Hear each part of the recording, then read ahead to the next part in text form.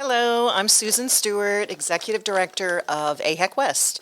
AHEC stands for Area Health Education Center. We serve the western part of the state, thus the West. Hi, Susan. Hi, Michael. Very excited to have you. Very excited to talk about AHEC, clearly, as I am also part of AHEC. I'm the communications manager. What is the purpose of AHEC? Okay, so that's a good question because a lot of people know us for our various programs, but don't really know what AHEC West is or how we were created. And AHEC's our federal program, and they started in 1972. Our AHEC was established 47 years ago, so a lot of people don't know how long we've been in this community and serving the community. It was established to try to help improve healthcare through increasing the diversity of healthcare professionals, mostly primary care at the time, and the diversity and the distribution of health professionals. So we all know that there are shortages in many places, and rural areas tend to have a lot of shortages. So that's what AHEC was established to do. Now, AHECs are set up in different ways. There are 300 programs and centers across the nation. They can all be very different. They all have similar things in the education component that they do. They provide clinical education for health profession students. They have an AHEC Scholars Program, which is interprofessional education for various disciplines of students. They have pathways programs that help get younger people interested in becoming health professionals, and they can explore what they like or don't like. And our particular AHEC does a whole lot of geriatric interprofessional education. People don't practice medicine, psychiatry, psychology. They don't practice these things in a silo. That's why we call it interprofessional, because people learn to practice together, all the different disciplines. That's a whole lot of what makes an organization an AHEC if they have the federal funding in their programming. Okay. But as a private nonprofit, we also are here to help improve healthcare in the community through a multitude of other ways, because our whole thing is to improve access to and promote quality in healthcare through education and collaboration. So a lot of people who know our programs know that collaboration effort. We don't do anything alone. It's all in collaboration with academic institutions, other community organizations, health departments, hospitals, federally qualified health centers, you name it, we'll work with you. Cool. Yeah, great. Yeah. It's a great program. I mean, I kind of have to say that, but you better say that. Right. So can you tell me a little bit of the types of programs that you offer at AHEC or that serve the community? Oh, sure. So I just mentioned a bunch of educational programs. So we have the Connector program, which is we have the health insurance navigators for Washington, Allegany, and Garrett counties.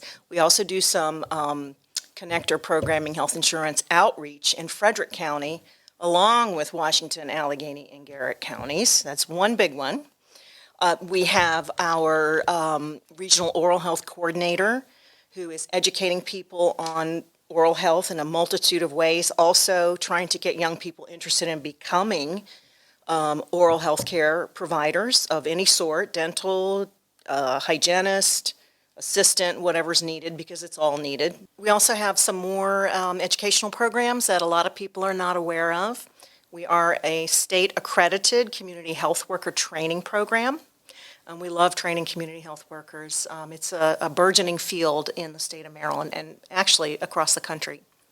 And along with that, we have a Department of Labor accredited community health worker apprenticeship program. So that's interesting too, and there are incentives for employers to put their people through the training. So it's interesting.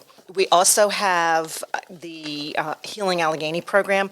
That is a huge program with many, many aspects to it, and I think that will be explained a little bit later in some of the podcasts. I don't want to sit here and list through all of it, but it's working in prevention, treatment, and recovery for substance use disorder, opioid use disorder. Another program we have that helps people with substance use disorder is Healthy Moms and Babies. So we're reaching out to a population that have recently given birth or are about to, and provide qualified people with the support services that they need, including peer services and the services of a community health worker. So we're doing a lot in this community. And this community ranges from, again, Frederick through Garrett counties, And depending on our funding source, for instance, there are funding sources that only let you do services, provide services in one county. Some allow more counties, so that's why it's different in all the counties, Right. what we do. Why do you think that rural health education is so important? Well, because there's a lack of services, a lack of providers in rural areas compared to urban areas. You know, when you have more concentrations of people, you're going to have more concentrations of professionals.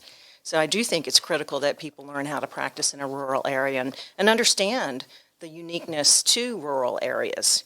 But granted, there are many things that are similar to urban and rural when it comes to health disparities. Very similar. Very different culturally, but very similar what happens. So that's something a lot of people don't consider. Yeah, I've noticed, like you said before, there's so many people who are kind of getting their degrees in places in rural areas and then going to the cities because it's just easier Pretty to do common. that. It's pretty common. So we need more people to come to the rural areas and sort of And stay. stay. Yeah, exactly. Stay here, practice here. You'll love it. Yeah, exactly.